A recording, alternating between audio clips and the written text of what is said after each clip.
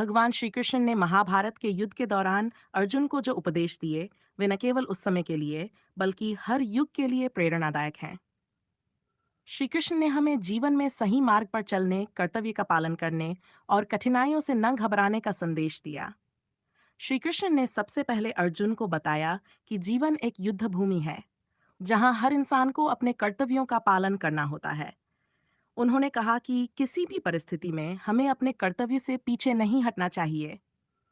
जो लोग अपने कर्म को पूरी निष्ठा और समर्पण के साथ करते हैं, उन्हें अंत में सफलता अवश्य मिलती है।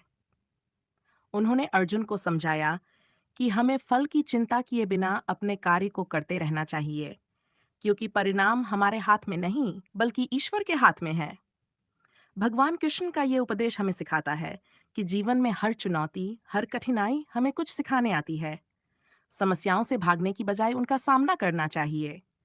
जब हम कड़ी मेहनत और समर्पण के साथ अपने काम में जुटते हैं, तो सफलता निश्चित होती है।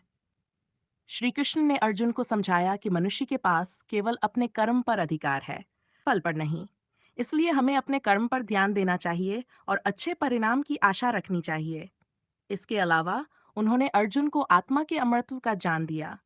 उन्होंने कहा कि शरीर नाशवान है, लेकिन आत्मा अजर अमर है। मृत्यु केवल शरीर की होती है, आत्मा की नहीं। ये विचार हमें जीवन के उतार चढ़ाव से ऊपर उठकर सोचने की प्रेरणा देता है। हमें न तो सफलता पर गर्व करना चाहिए, न ही असफलता पर दुखी होना चाहिए। श्री कृष्ण ने अर्जुन को जो गीता का ज्ञान दिया, वह आज भी प्रासंगिक है।